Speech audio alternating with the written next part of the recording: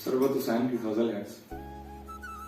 جانے اس نے کیا دیکھا شہر کے منارے میں، پھر سے ہو گیا شامل زندگی کے دھارے میں.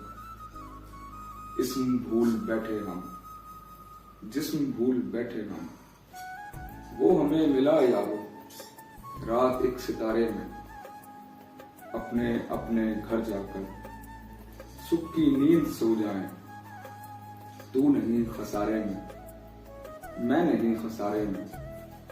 اور میں نے 10 برس پہلے جس کا نام رکھا تھا، کام کر رہی ہوگی جانے کس ادارے میں. اور موت کے درندے میں ایک کشش تو ہے سرور، لوگ کچھ بھی کہتے ہیں خودکشی کے بارے میں.